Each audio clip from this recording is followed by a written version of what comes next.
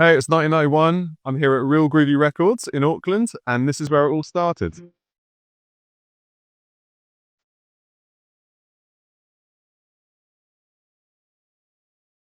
First up, I've chosen Red Hot Chili Peppers' Californication.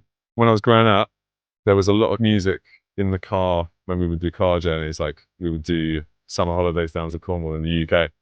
And this one was in there for quite a while.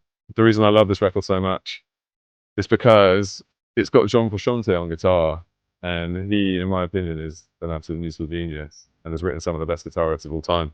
I got into guitar, and then that kind of opened the door for creating music, really, because I started recording myself on guitar when I was younger, and then I was in bands, and I grew up a bit.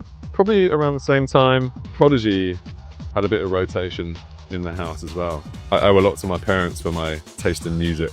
This would be on sometimes, and this has such an iconic piece of electronic music on it called Breathe, which has some of the best sampling out there. It's just insane. There's a really good YouTube video that breaks down the sampling, and it's just like the most random little sample from random tunes all put together into a song, and it's just an incredible piece of electronic music.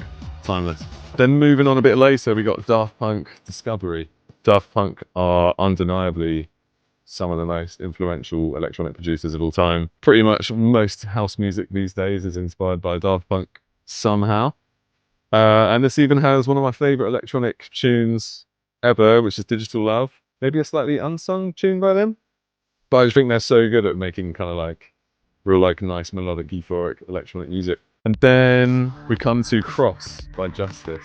This was a bit later, but again, another French electro duo. Now, being a bit of a rock kid when I was growing up, this really sung to me because it has like a real kind of rock vibe to it. It's like rock meets electronic music. It's so punchy and so gnarly. At the time, it was like super, super unique and has inspired so many artists since. But it's like this kind of real raw, it just sounds so electronic and raw, like this kind of like almost beast. It's incredible.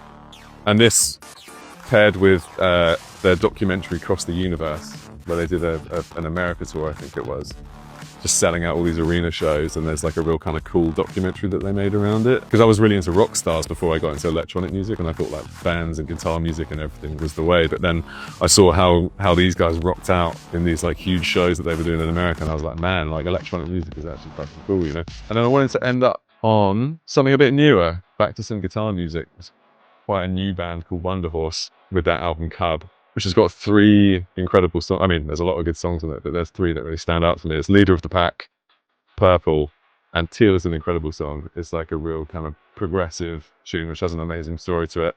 So yeah, I highly recommend this band. It's got kind of like early 90s grunge vibes to it, but with a kind of fresh, modern take.